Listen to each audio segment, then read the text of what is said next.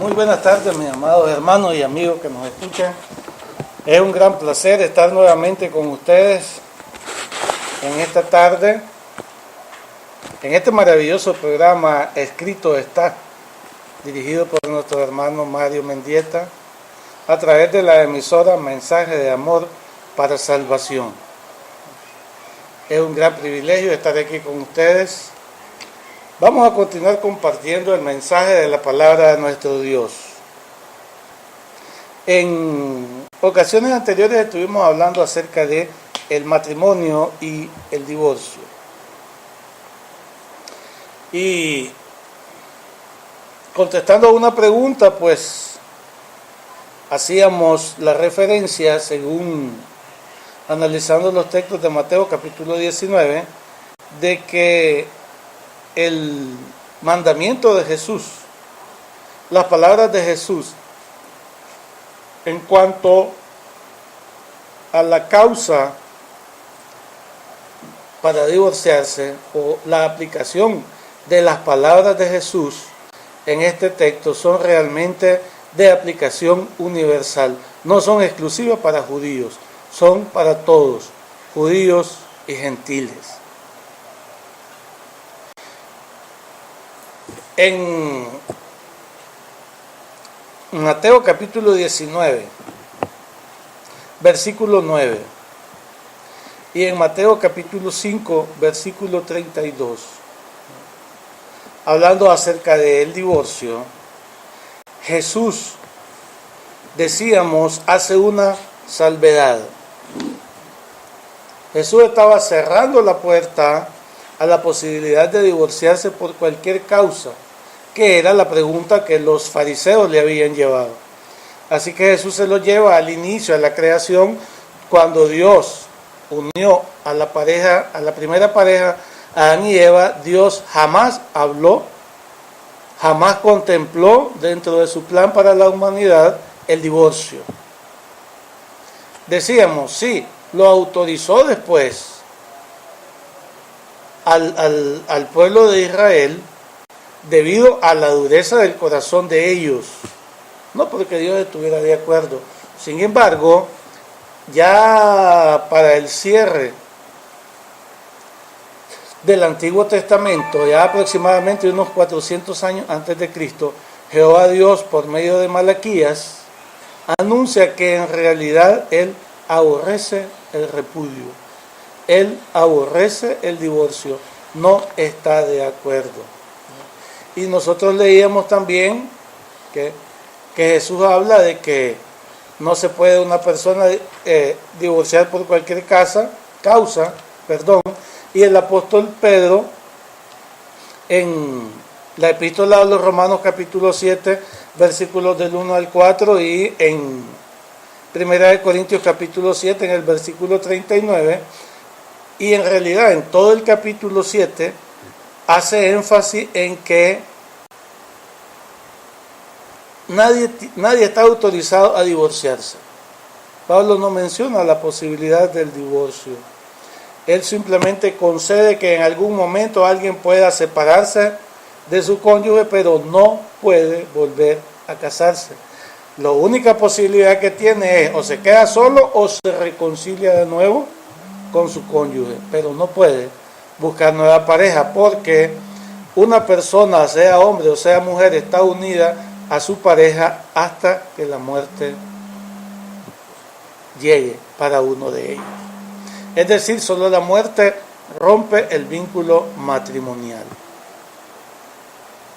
Sin embargo, Jesús en Mateo 5:32 y en Mateo capítulo 19, versículo 9, señala una salvedad.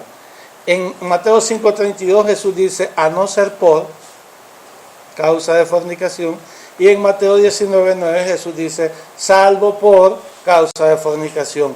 No hay entonces para Jesús otra causa de divorcio que no sea la fornicación de uno de los cónyuges.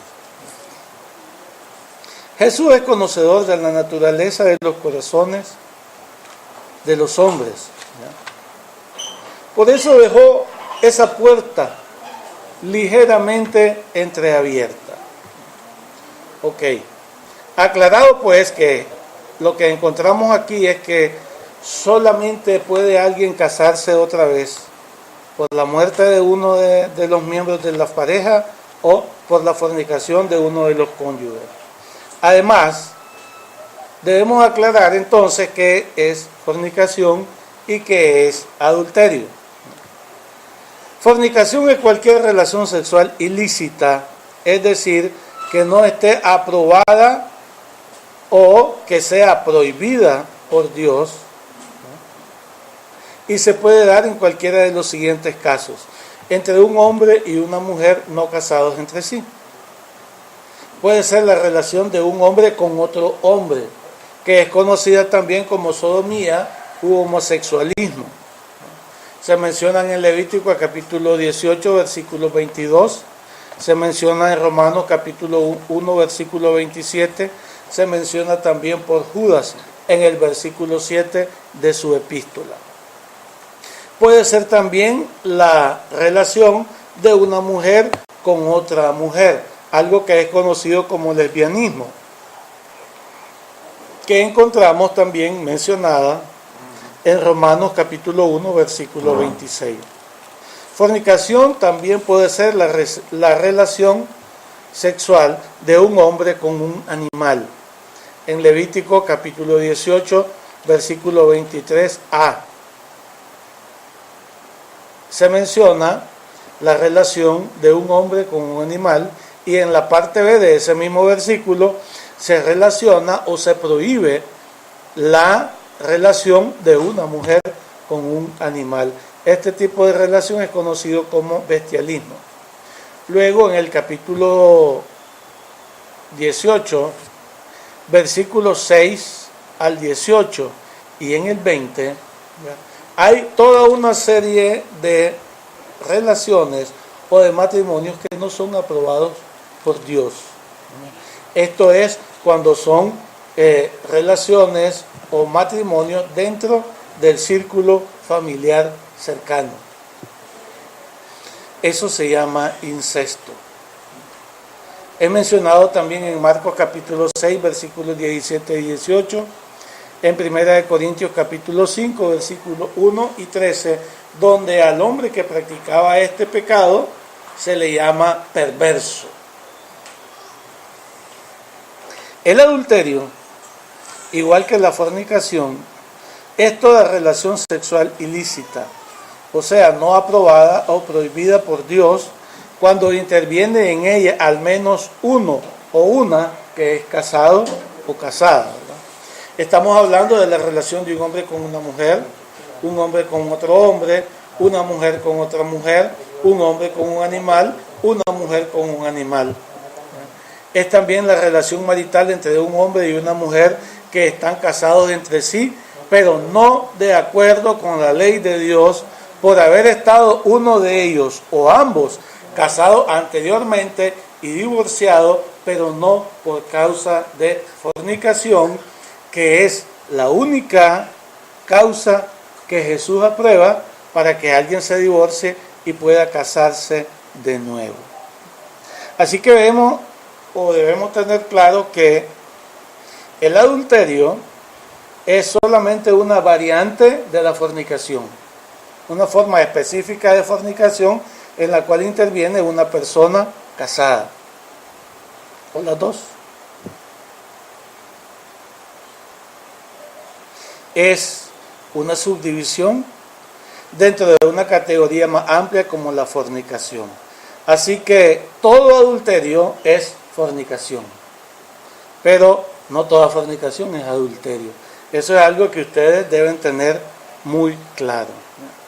Así que nos queda claro entonces que cualquiera que se divorcia por una causa ajena de la que Jesús ha señalado, automáticamente pierde el derecho de casarse nuevamente.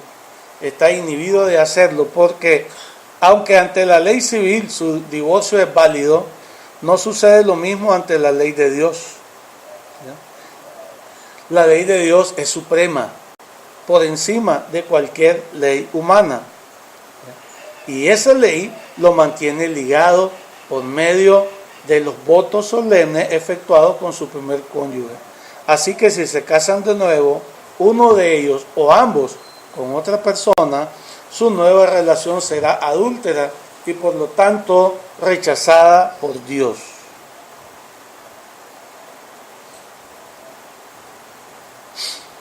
Ahora, hay un par de detalles que necesitamos aclarar y que son muy importantes. Recordemos las salvedades puestas por Jesús en Mateo 5:32 y 19:9 es que solamente por causa de fornicación una persona puede divorciarse y volverse a casar.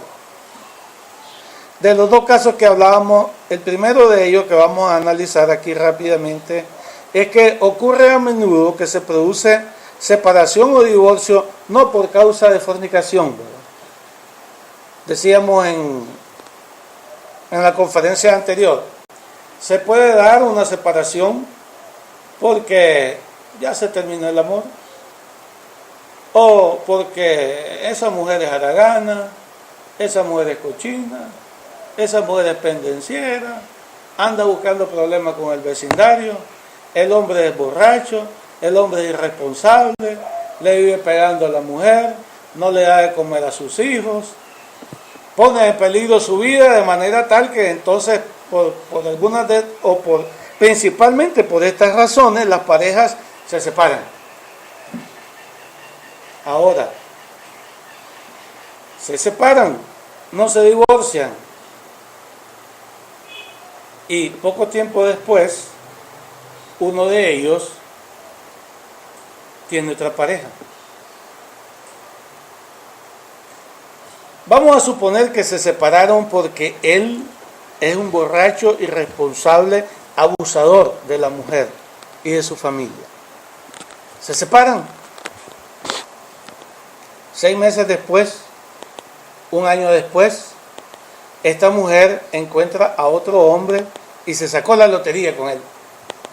Le salió un hombre perfecto, trabajador, muy responsable, la ama a ella, se preocupa por ella, se preocupa por los hijos que ella lleva, además de los suyos propios, les da, les provee todo lo necesario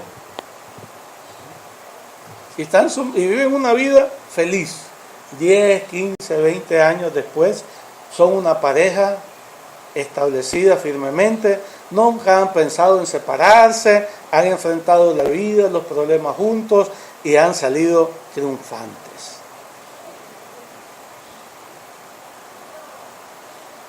Pero esa relación es adulterio. Ahora, cuando esta mujer encontró a esa otra pareja, autoriza esto al esposo abandonado a buscarse otra pareja. Bueno, mi mujer ahora ya tiene otro, ya me es infiel, por lo tanto ahora corro, me divorcio y me busco a otra. Pero resulta que la separación no fue por causa de fornicación. La separación fue porque él era un hombre irresponsable y abusador y la mujer ya no lo aguantó. Cuando la pareja se separa, por la razón que sea, no se trata de convertir esto en una carrera de resistencia.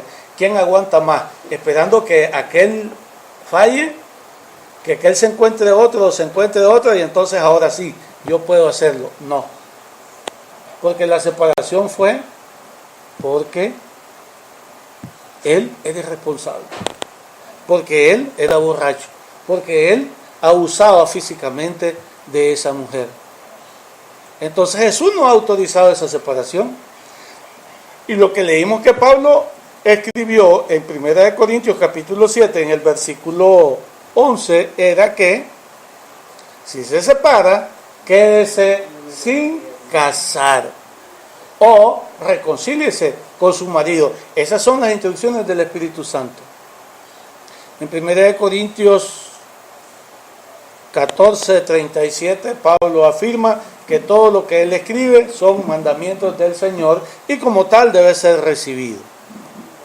Entonces, este hombre o la otra o la mujer, cualquiera de ellos que se hayan separado y uno de ellos pecó, el otro definitivamente no tiene autorización para buscarse otra pareja, porque repito, la separación o divorcio no se produjo por la razón autorizada por Cristo. Porque esto no se trata de una competencia para ver quién tiene mayor resistencia. Porque cuando se produjo su separación, había una prohibición expresa para ambos de casarse nuevamente. Y en todo caso, lo que queda es que ambos deben quedarse solteros para el resto de su vida o reconciliarse. No tienen otra salida. Cualquiera de ellos, casado nuevamente, se convertirá en adúltero. Vamos a poner un ejemplo. Pedro está casado con Juliana. Los dos son cristianos. Algún tiempo después de casado, debido a las constantes peleas, deciden que no pueden seguir juntos y se divorcian porque son incompatibles. Un año después del divorcio, Juliana, debido a su incontinencia, a necesidades económicas y a la angustia de la soledad, contrae matrimonio con José. Al enterarse de esto, Pedro consulta con el predicador si él puede ahora casarse nuevamente. Ambos, el predicador y Pedro, deben considerar lo siguiente. Pedro y Juliana no se habían divorciado por la razón bíblica establecida por Jesús.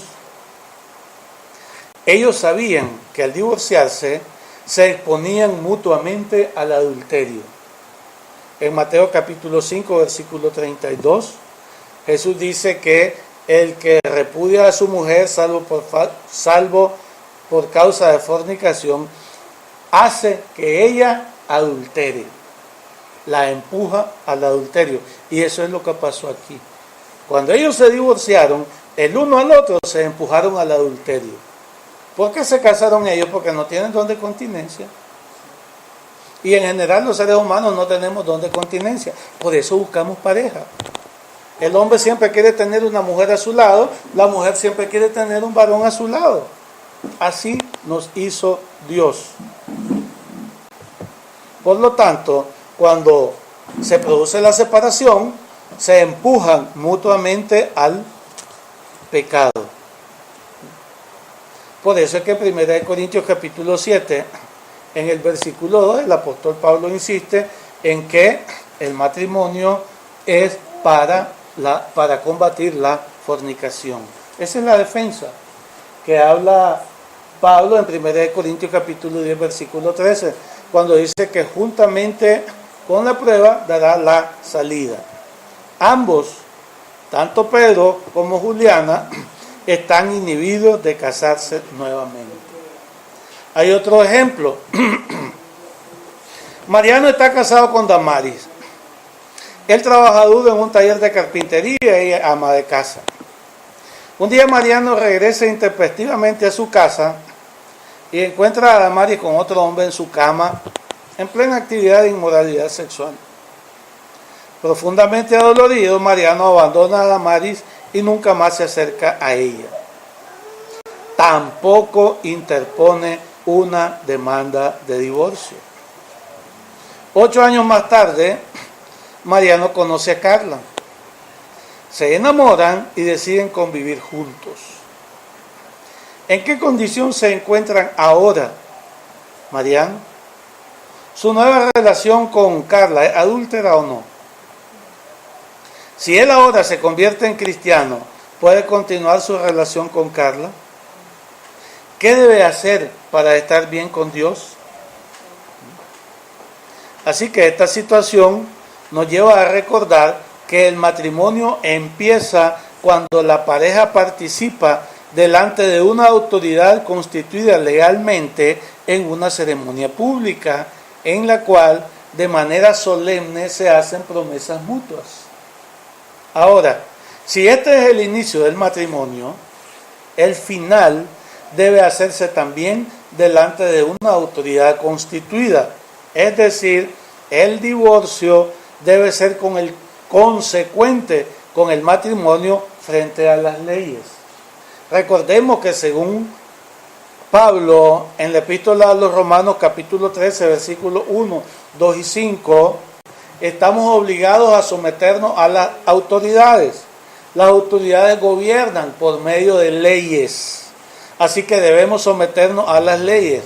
En Tito, capítulo 3, versículo 1, Pablo le dice a Tito que le recuerde a los miembros de la iglesia que tienen que someterse a las autoridades.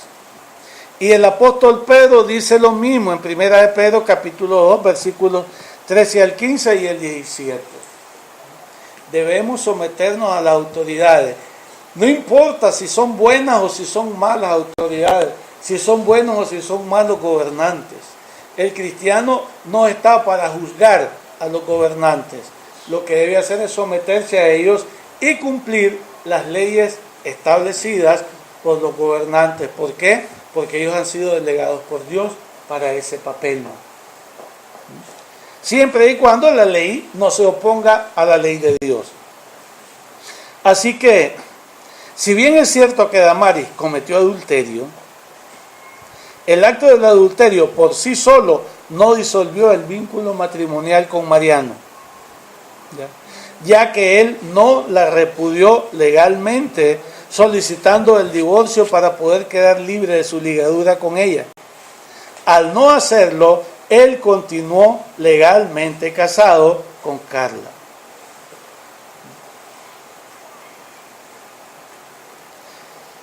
Al estar él legalmente casado con Damaris, su nueva relación con Carla también es adulterio. Es decir, está cometiendo el mismo pecado que Damaris y por lo tanto también está inhibido para contraer nupcias. Es lastimosamente triste ver cuántas personas les pasa esto, que se separan de su pareja porque les ha sido infiel y piensan que con abandonarlo ya se resolvió el problema. Pero lo que en derecho empieza, en derecho se termina. Y si para ser un matrimonio tuvieron que cumplir un formalismo legal, la misma ley que establece ese formalismo legal para el matrimonio, establece el formalismo legal, el mecanismo para el divorcio. Así que Mariano tenía la autorización de Jesús para separarse, para divorciarse, pero no lo hizo. Y mientras él no acudió a la autoridad competente, él siguió casado con Damaris. Y en esa situación, aun cuando hayan pasado 8 años, él va y se junta con otra, con Carla, entonces él comete el mismo pecado. Y eso tristemente pasa con muchas personas.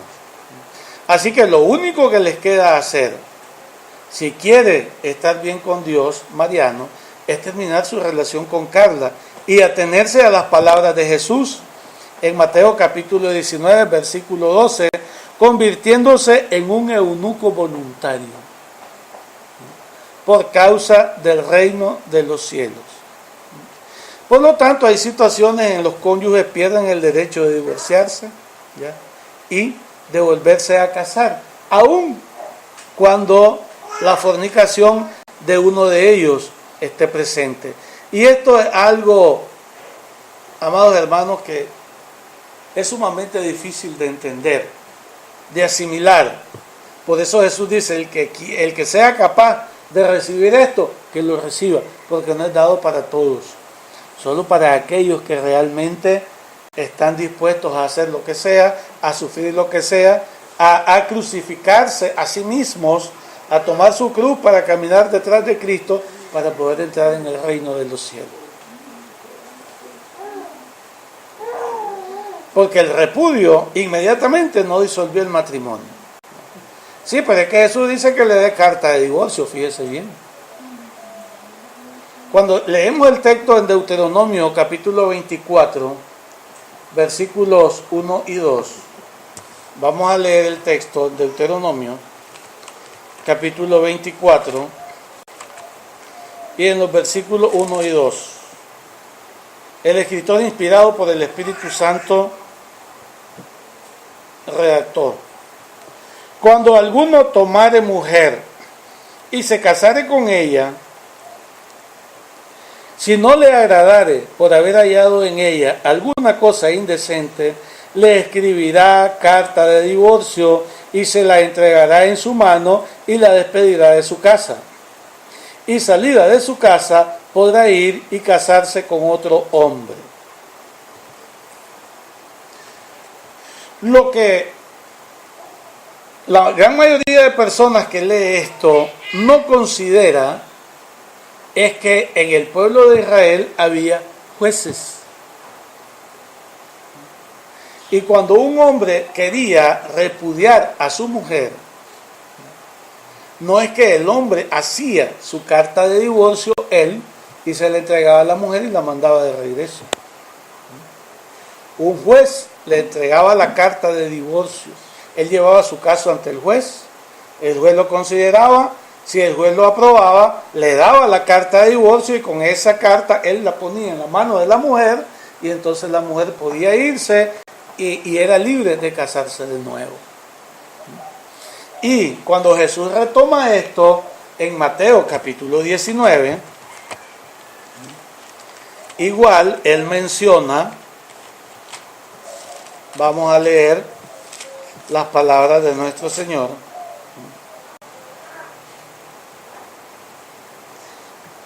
Hablando en versículos 7, 8 y 9.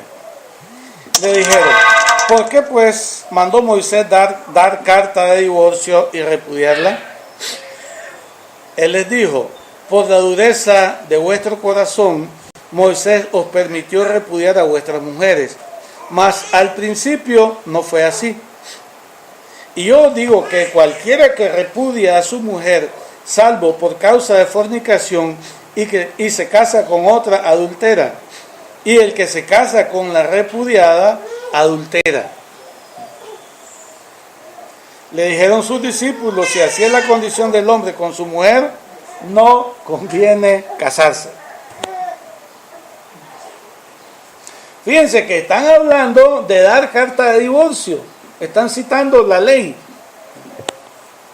Ahora, cuando Jesús dice que cualquiera que repudia a su mujer, salvo por causa de fornicación, y se casa con otra, ciertamente Jesús no menciona la carta de divorcio.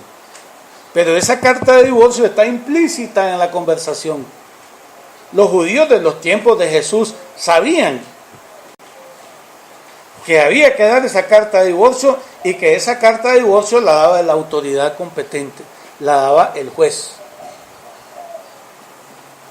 Una cosa que cualquiera agarraba así un papel ahí, escribía: ya no quiero a esta mujer, la repudio, porque es indecente, porque es cochina, porque es haragana, y ya, va de viaje. No. Tenía que ir al juez.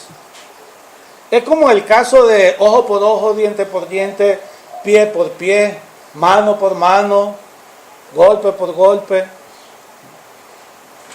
Eso no significa que si un hombre agredió a otro y le puso morado el ojo, el que tiene el ojo morado tiene derecho de darle en el ojo y quedar parejo. No, eso es venganza. ¿Qué es lo que sucede? Bueno, vamos a ver, Pedro y Juan se pelearon y Pedro le puso el ojo morado a Juan. Juan no tiene derecho de desquitarse y ponerle un ojo morado a Pedro. Lo que Juan puede hacer es ir al juez y denunciar a Pedro: mire lo que me hizo Juan.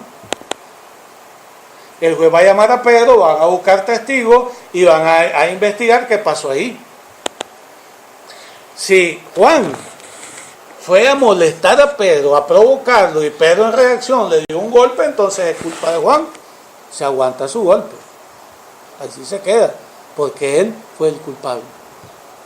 Pero si Pedro es el que llegó agrediendo a Juan, entonces el juez decide que a Pedro hay que ponerle el ojo morado también. Pero no lo va a hacer Juan. Lo va a hacer uno de los soldados que están ahí. Ese es el que le va a dar el golpe. ¿Por qué? Porque el juez le ordena a ese soldado que haga eso, en cumplimiento de la ley, después de haber estudiado e investigado exhaustivamente el caso. Así que el ojo por ojo no estamos hablando de venganza personal. Me la hizo, tengo derecho a desquitarme. No, señor. El ojo por ojo es que si alguien le hizo un daño a una persona y no tiene justificación al hacerle ese daño, él tiene que recibir lo mismo. No va a recibir más, va a recibir lo mismo, pero no de la víctima, sino de la autoridad legalmente constituida. Lo mismo es con el divorcio. Jesús le dice, déle carta de divorcio, sí.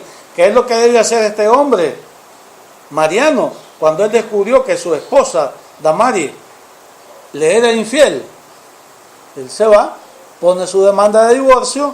Cuando el juez emita la sentencia de divorcio, entonces él llega y le se la da.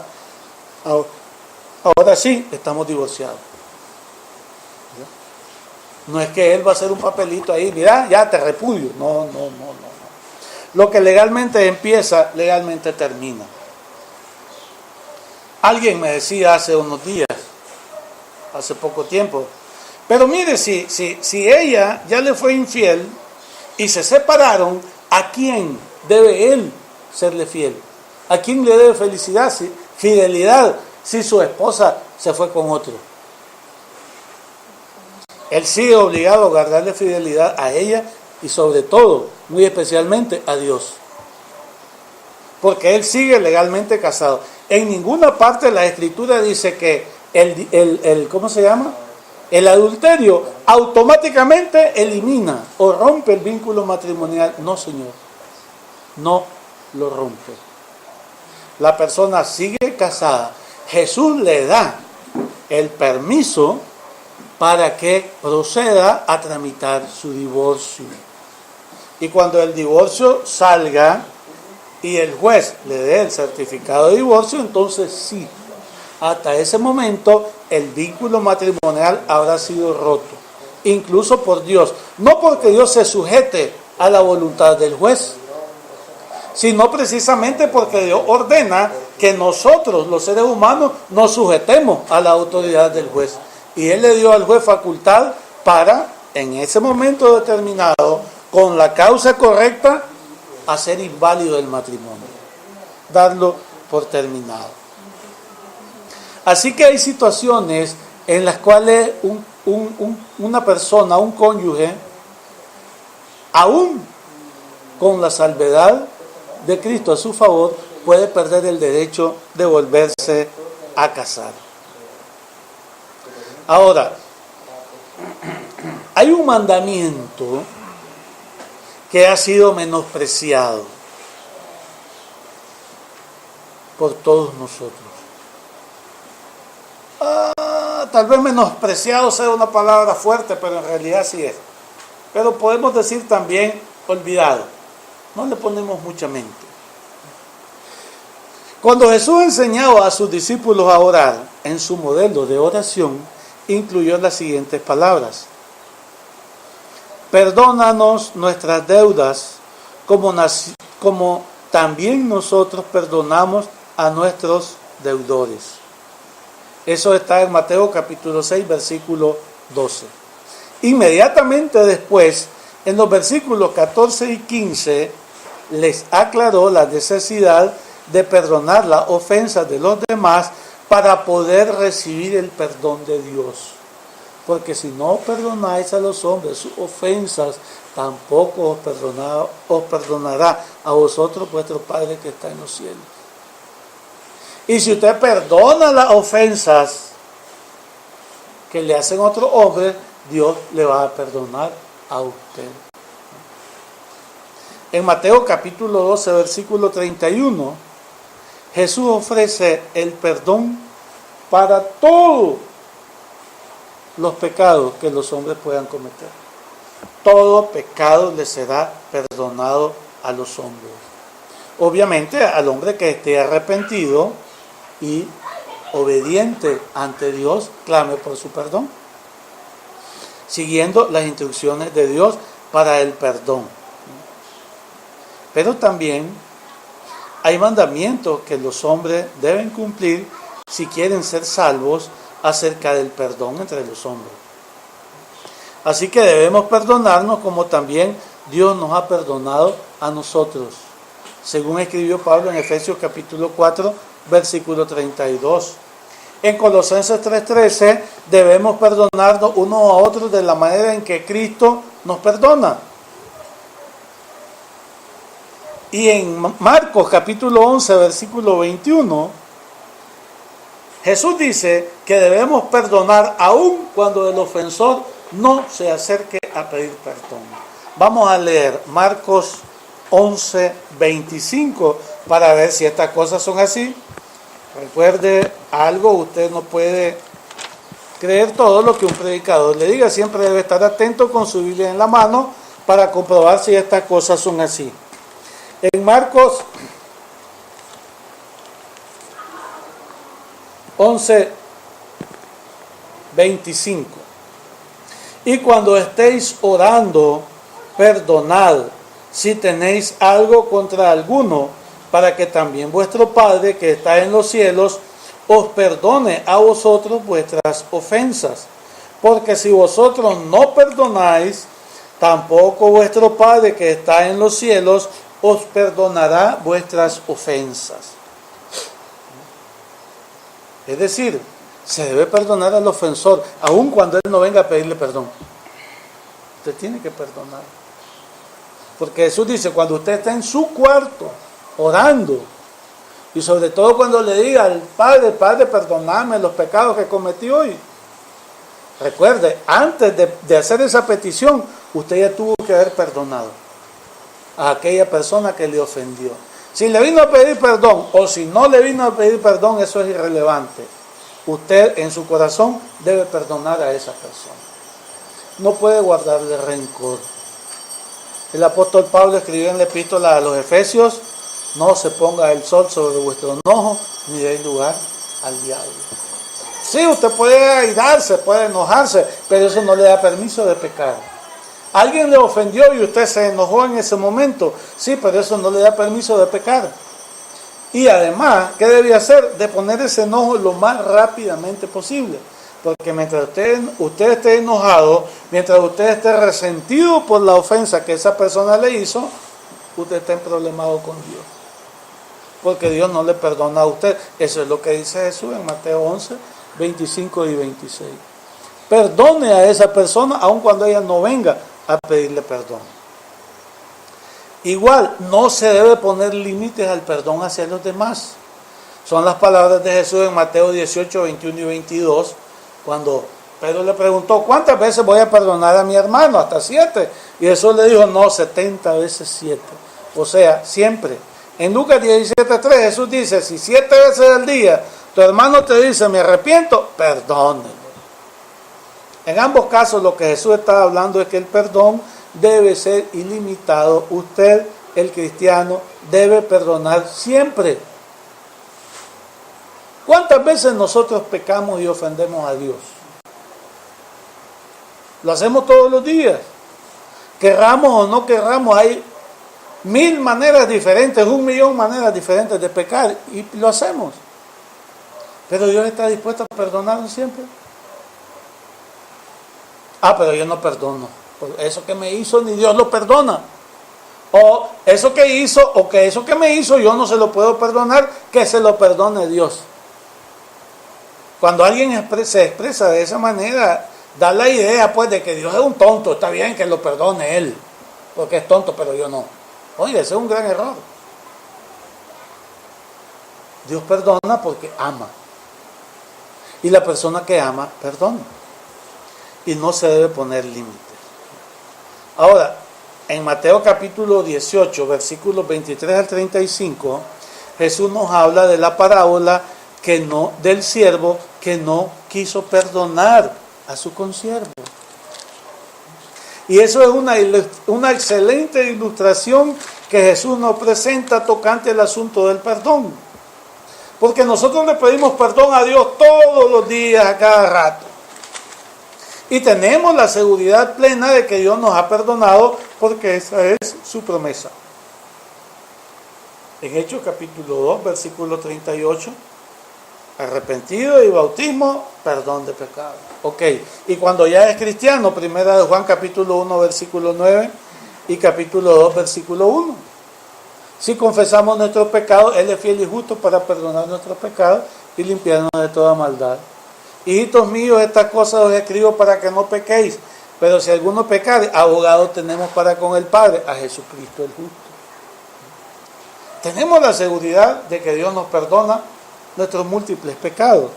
Sin embargo, al negar el perdón a alguien, el que lo hace bloquea el perdón de Dios sobre sí mismo. Y eso es lo que le pasó a este siervo.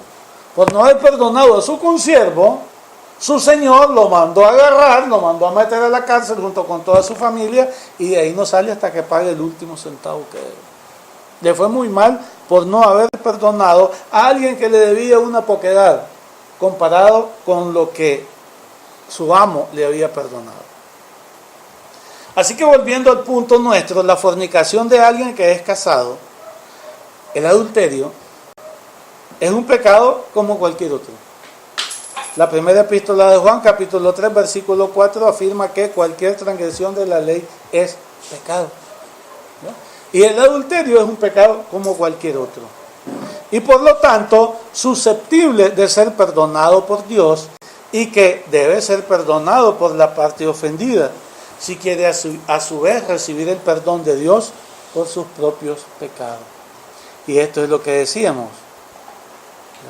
Este mandamiento de Dios es rechazado o es menospreciado por el esposo o la esposa celosos, despechado y herido en su amor propio, en su ego personal, y su reacción es recurrir al repudio, al divorcio, sin contemplar la más mínima posibilidad de perdonar a su pareja, aun cuando ésta pudiera venir arrepentida a humillarse y suplicarle el perdón y la reconciliación.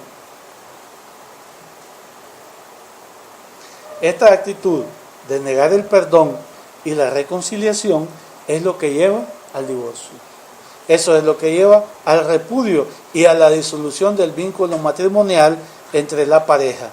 Y aunque es lícito, porque Dios lo autoriza, Jesús es el que dice, ¿verdad? Usted puede hacer eso, usted puede divorciarse. Pero aun cuando haga eso, recuerde, usted está en la obligación de perdonar a esa persona. Es más, si esa persona llegara, su pareja llegara y le suplica perdón, usted está en la obligación de perdonar. Porque las palabras de Jesús en Mateo 19:9 y en Mateo 5:32 son una autorización, son un permiso, no son un mandamiento. Jesús no ordena, si le fue infiel, divórciese. No es una orden de Jesús, es un permiso que Él da. Está bien, te fue infiel, ya no vas a confiar en esa persona es la culpable de que se rompa el vínculo matrimonial. Está bien, Jesús dice, divórciese. Si no lo puede soportar, divórciese. Pero hace más aún, cuando hace el esfuerzo de vencer su orgullo y su ego, porque eso es lo que resulta más herido. Cuando nuestra pareja es infiel, es el orgullo lo que está herido. Y por eso es que la reacción es muchas veces violenta. ¿Cuántos hombres llegan, encuentran a su mujer mal pagada, bam, bam, bam, y ahí nomás lo matan? La matan a ella, casi nunca matan al otro. Ese siempre tiene tiempo de huir. La primera víctima es la mujer generalmente. Pero en realidad es lícito y es realmente un acto de valor, de valentía y de amor cristiano el perdonar aún esa situación tan difícil y vergonzosa. Pero recuerde que si perdona y decide no divorciarse, a pesar de eso, no puede estar dentro de 6 meses, dentro de 1 año, dentro de 6 años, recordándole a su pareja, acordate lo que hiciste la vez pasada, te estoy vigilando, porque entonces no le perdonó. Y mejor si hubiera divorciado, porque ¿qué va a pasar? Va a tener una vida insoportable. Todo el tiempo recordando ese mismo problema. En ese caso, pues divorcies. Jesús sí le da el permiso para que lo haga. Personalmente no creo que cometa pecado, porque Jesús lo autoriza. Sin embargo, debe tener cuidado porque recuerde que hay varios textos de la Biblia, incluso el mismo Jesús es el que habla de que debemos aprender a perdonar todo pecado, porque Dios no quiere perdonar todo pecado. Ahora, si se la hace una vez y le perdonó y se la vuelve a hacer, entonces está bien, pues ya yo no le diría darle otra oportunidad, pues. Pero piense en la posibilidad del perdón antes de acudir al divorcio. En Mateo capítulo 18, versículo 15 al 18, Jesús está hablando precisamente de la restauración de alguien que ha pecado. Si tu hermano peca contra ti, ve y repréndele estando tú y él solo. Si te oyere, has ganado a tu hermano. Es decir, trate de restaurar a esa persona con la que ha convivido varios años, que ha fallado, que ha cometido un error, que ha pecado, sí, pero trate de que se salve, de que se arrepienta, y será un gran logro para usted delante de Dios, porque entonces Dios estará más dispuesto aún para perdonar. En conclusión, hermanos míos, el divorcio no es un mandamiento de Dios, es algo que Dios tolera debido a la dureza del corazón de las personas, pero obviamente no es su voluntad, porque Él mismo afirma que el divorcio Él lo aborrece. El énfasis en la Biblia está puesto en disuadir a los seres humanos del divorcio y por consiguiente de casarse nuevamente. Cualquiera que se divorcia pierde automáticamente el derecho de volverse a casar porque se convertirá en un adúltero. Sin embargo, Jesús concede una única excepción a esta ley. Cuando el divorcio es por causa de fornicación, la parte inocente, no la que ha fornicado, la víctima, puede casarse de nuevo sin cometer adulterio. Porque el culpable, el que cometió la fornicación y provocó la ruptura del vínculo matrimonial, es el que atentó contra la obra de Dios. Y esa persona entonces debe responder ante la ley de Dios. Sin embargo, aún con esta concesión de Jesús, el hombre o la mujer deben ser muy cuidadosos y no recurrir apresuradamente al divorcio, porque si hay alguna posibilidad de perdonar y reconciliarse y se niega a hacerlo, haciendo uso del permiso que Jesús le ha otorgado, divorciándose y volviéndose a casar, puede verse en problemas con Dios por sus otros pecados. Finalmente, hacemos el énfasis otra vez de que la única opción realmente válida para el divorcio y nuevo casamiento que tiene un cónyuge es cuando el fornicario adúltero se niega a abandonar su pecado y por el contrario abandona a su primer pareja, cerrando por completo las puertas del perdón y la reconciliación para sí mismo. Muchas gracias por su atención, que el Señor les bendiga. Gracias, mil gracias. Usted está en sintonía del Seminario Internacional tocante al tema del matrimonio. Gracias por estar en sintonía de su radio amiga Mensajes de Amor para Salvación. Gracias a nuestro hermano Marco Pantoja desde Chinandega, Nicaragua, quien ha estado durante estos últimos 3 días con nosotros exponiendo la bendita palabra del Señor. Hermano Marco, antes de retirarnos, ¿verdad? solamente 3 consultas, 3 preguntas. Primera, perdón y divorcio al mismo tiempo. ¿Puede existir eso? 2, ¿puede apelar una persona de conocimiento de la ley, alguien que no dio el divorcio en tiempo y forma? ¿Puede decir, yo no conocía lo que la ley decía tocante a este tema? Por lo general, la persona de la clase media o de la clase pobre no conocen nada desde el punto de vista técnico legal o desde el punto de vista jurídico. Y la tercera pregunta es, ¿divorcio es igual a nueva nupcia o la nueva nupcia es una nueva opción dentro de la persona que queda en libertad del primer matrimonio? Okay. Vamos a empezar con la tercera. El divorcio no es equivalente a nuevas nupcias. El divorcio es la ruptura del vínculo matrimonial. Las nuevas nupcias es una opción que la persona tiene, que generalmente, en la mayoría de los casos, pues va a suceder, porque como decíamos en el desarrollo del tema, la inmensa mayoría de los seres humanos no tenemos el don de continencia. Necesitamos tener una pareja, nos hace falta tener una pareja cerca. Así que cuando se produce el divorcio legítimo, el que es autorizado por Jesús, eso no implica automáticamente un nuevo matrimonio, pero sí la posibilidad de hacerlo y hacerlo sin tener ningún problema con Dios. La segunda pregunta era, repítame por favor. ¿Puede apelar una persona de desconocimiento de la ley? Ajá. Si alguien que no dio el divorcio en tiempo y forma, 8 años después, ¿verdad?, estando aún matrimoniada con la otra persona, inicia una nueva relación. Bueno,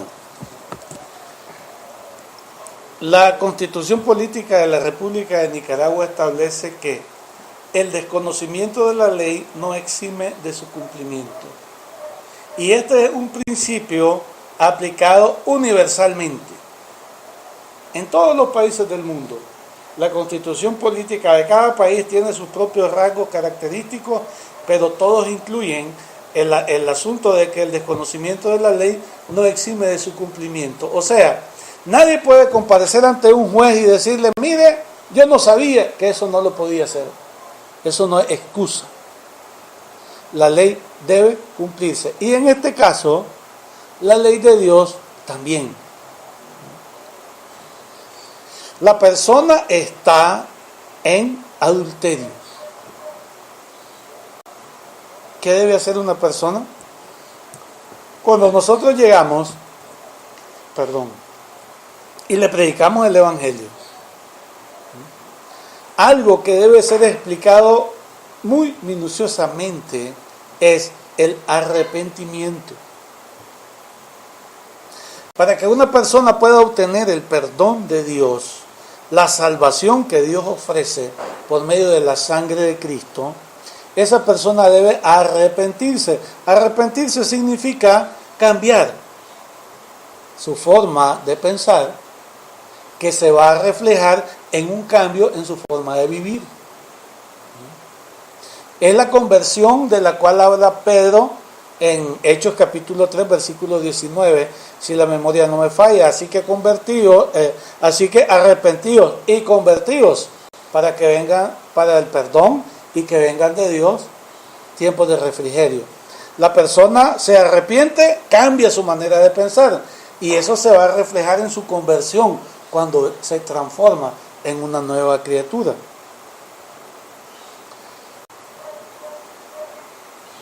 Cuando llegamos y le predicamos y a esa persona le decimos claramente lo que es el arrepentimiento y lo que eso significa, y que la situación actual en la que ella está es de una situación de pecado delante de Dios, la única solución que esa persona tiene es abandonar el pecado. El arrepentimiento también puede ser definido como dejar el pecado y buscar la santidad. Así que ahora la persona se da cuenta, porque usted o yo u otro predicador llega y le habla de que debe arrepentirse y le menciona. A mí generalmente me gusta, cuando estoy predicando acerca del arrepentimiento, el texto de Gálatas capítulo 5, 19 al 21, que empieza precisamente por fornicación y adulterio. Yo no interrogo a las personas si están casadas o no, porque yo no voy a investigar su situación personal, pero les explico qué significa adulterio, qué significa fornicación, qué significa esto y lo otro. Así que cuando la persona se da cuenta que está en pecado de adulterio, tiene que dejarlo. Y la solución es convertirse en, ¿cómo se llama? Eunuco, por causa del reino de los cielos. Ah, que es duro, claro que es duro. Yo sé que no le estoy diciendo algo fácil. ¿Se puede esgrimir el argumento del desconocimiento de la ley? No hay. Siempre es culpable. Siempre es culpable, pecado es pecado. Dios no hace acepción de personas. Si para mí es una situación determinada pecado, para el resto de los seres humanos también es pecado. Porque si no, una persona que jamás ha escuchado el Evangelio no tendría no tendría ningún problema con Dios, va directo a la vida eterna, porque desconoce la ley, pero Dios no actúa de esa manera. Hablemos del perdón. El perdón es olvido. Bueno, visto así de una manera simple, sencilla, perdón es olvido. Pero perdón es olvidar la ofensa recibida, pero también es olvidar o anular la pena que esa ofensa merece. Voy a ir. ¿Puede alguien dar perdón y a la vez divorciarse? Sí, te perdono, está bien, no ha pasado nada, sí. Pero en ese caso, no existe el perdón ahí. En ese caso la persona estaría hablando de perdón en el sentido de no guardarle rencor, de que no vamos a ser enemigos, ¿entiendes? No te voy a guardar rencor, no te voy a aborrecer por esto. Si tenemos hijos, no le voy a hablar mal a nuestros hijos de vos. Simplemente está bien, entiendo que hiciste algo que no se debía, está bien, te perdono, pero decido tomar la opción que Jesús me da.